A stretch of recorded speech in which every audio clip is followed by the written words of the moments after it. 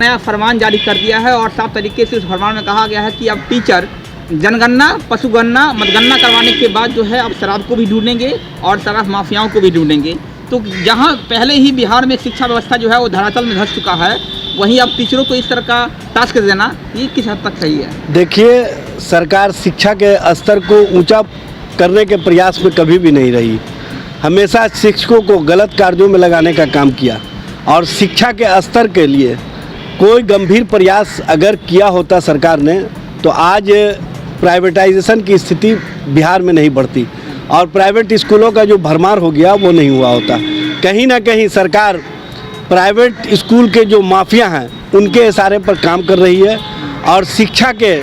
गुणवत्ता को समाप्त करने की दिशा में प्रयासरत है और शिक्षकों को दूसरे कार्यों में लगा करके, मैं तो मानता हूं कि हम लोग नारा देते थे कि मधुशाला नहीं पाठशाला चाहिए। अब ये सरकार नया नारा गढ़ने का काम किया है, पाठशाला नहीं मधुशाला की ओर जाइए और लोगों के बीच जो शिक्षा का स्तर है उसकी गुणवत्ता को समाप्त करके आइए। ये सरकार का पॉलिसी है। सरकार जिस तरह के कार्यों में लिप्त है, ये हम नहीं लगता है कि अब बिहार में शिक्षा और शिक्षा का स्तर ऊंचा हो सकता है। इसलिए सरकार को चाहिए कि शिक्षकों को जो मैखाने की ओर भेजने का काम कर रहे हैं उसको समाप्त करके, उस ऑर्डर को पूरी तरह से समाप्त करके शिक्षा की गुणवत्ता के स्तर को ऊंचा उठाने के लिए गंभीर प्रयास करें। अन्यथा राष्ट्रीय जनता दल इसके खिलाफ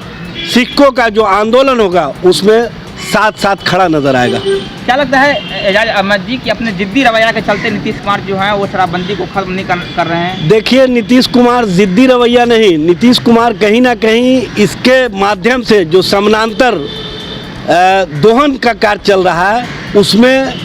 पूरे जनता दल यू और भारतीय जनता पार्टी और जो एनडीए के लोग हैं इसमें लिप्त हैं और उनको शराब माफियाओं के माध्यम से घर घर तक जो शराब पहुंचाया जा रहा है उसका हिस्सा पहुंच रहा है, जिस कारण ये चाहते हैं कि शराबबंदी का अभियान के नाम पर हम नाटक भी करते रहें, हम महिलाओं के बीच इसका श्रेय भी लेते रहें और अपने घर तक पैसा भी मंगवाते रहें। ये कहीं ना कहीं माफियाओं के इशारे पर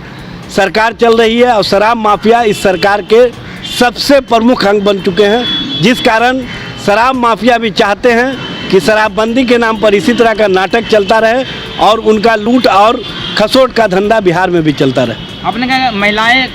महिलाओं के बीच में जो अपना नाम बटोरना चाहते हैं, लेकिन महिलाएं भी कहीं ना कहीं खुश नहीं है क्योंकि जहरीली शराब से उनके देखिए, महिलाएं पहले से इनसे खुश नहीं थी। आपने देखा होगा पहले ये घर घर तक शराब पहुंचवाने का काम किए, शराब बेचवाने का काम किए। 14,000 दुकान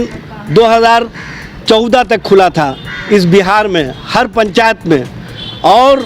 उस समय महिलाओं ने और छात्राओं ने विरोध किया था नीतीश कुमार की सभा में।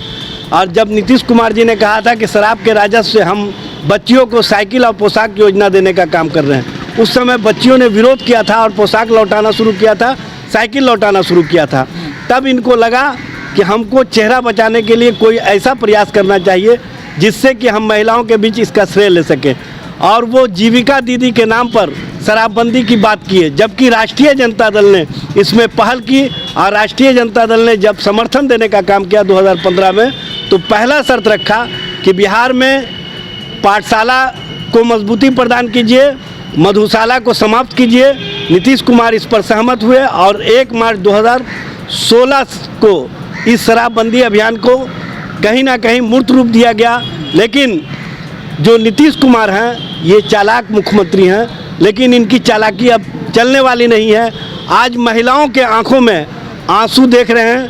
जो जहरीली शराब पीने से लोग मौत के गाल में समा रहे हैं, उनके परिवार में मातम और सन्नाटा है और सरकार उनकी ओर देखने का काम नहीं कर रही है। शराब के कारण हर घर बर्बाद हो रहा है, लेकिन ये सरकार देखने का काम नहीं कर रही है। अब महिलाएं भी समझ चुकी हैं कि ये शराब बंदी के नाम पर सिर्फ और सिर्फ नाटक हो रहा है, नाटक के अलावा कुछ और नहीं।